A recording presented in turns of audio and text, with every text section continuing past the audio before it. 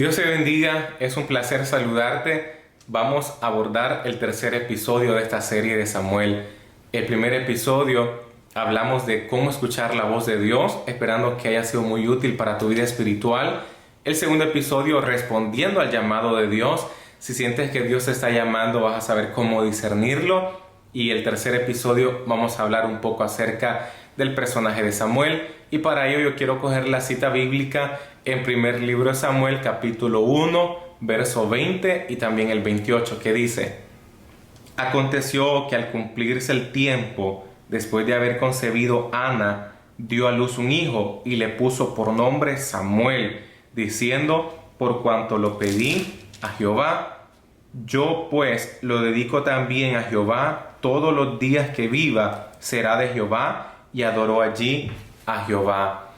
Antes que Samuel naciera, su madre Ana era estéril, y el ser estéril en la nación judía para ese entonces, para esa cultura, era de un objeto de discriminación. Dice que la otra mujer llamada Penina se burlaba de ella porque era un sinónimo, señal de maldición. Pero Ana oró con el corazón y fue específica en su petición. Le dijo a Dios que quería un hijo varón. Entonces Dios, al ver que ella oraba con el corazón y que fue específica, cumplió su petición. Pero hay algo que yo quiero también destacar en esa oración, y es que Dios va a contestar conforme a su propósito y a su voluntad. Por eso es que hay veces que Dios no contesta oraciones, porque no están siendo de su agrado, ni son conforme a su voluntad o propósito que tiene para tu vida. Entonces, de esta manera, Samuel fue concebido al punto de dar a luz su madre. Y dice que el nombre de Samuel significa porque lo pedía a Dios. Entonces, Samuel es la respuesta de Dios para ese tiempo. Y más allá de ser Samuel, fue uno de los propósitos que Dios quería traer un gran siervo de Dios para el tiempo de Israel. Samuel fungió los ministerios de profeta, sacerdote y juez. Vamos a decir también que Samuel fue el primero que ungió los dos primeros reyes de Israel, a Saúl y también a David. Los dos libros de Samuel hablan acerca de la historia de Israel cuando comenzaba o cuando comenzó la monarquía en Israel. También el segundo libro habla acerca del pacto de la promesa davídica, como también del pacto mesiánico.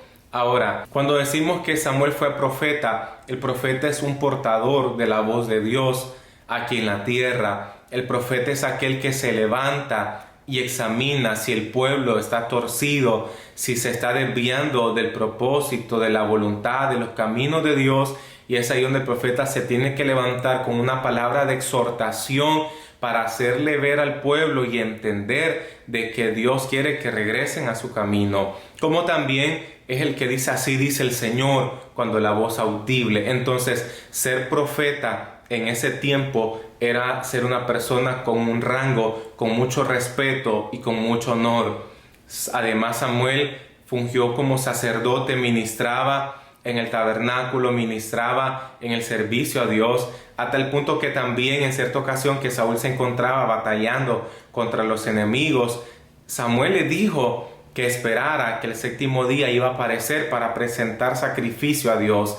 Pero Saúl se adelantó. ¿Por qué? Porque no le competía. Él era un rey y no podía entrometerse en un ministerio donde Dios no lo había llamado. Entonces vemos que también el ministerio de sacerdocio lo ejerció Samuel. Y también cuando no habían reyes, la transición anterior, que fue el gobierno de los jueces, se considera a Samuel como uno de los últimos jueces que tuvo Israel. ¿Por qué? Porque eran caudillos, líderes, libertadores que guiaban al pueblo para salir de la opresión de los enemigos, como también poderse ser usados por Dios y llevar a cabo los propósitos de Dios para el pueblo. Entonces vemos que la vida de este personaje gira en torno al servicio y la dedicación de la obra de Dios.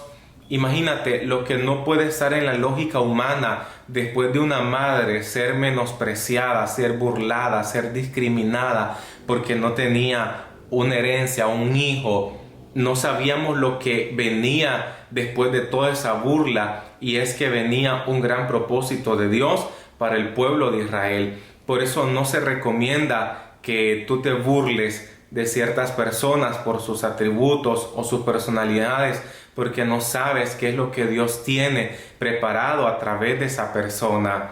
Así como también vemos cuando Agar con Ismael fueron echados de la casa porque se burlaban de Isaac y de su madre. Entonces la burla es un pecado. Y seguimos con esto diciendo que toda la vida de Samuel fue una vida dedicada y consagrada para Dios.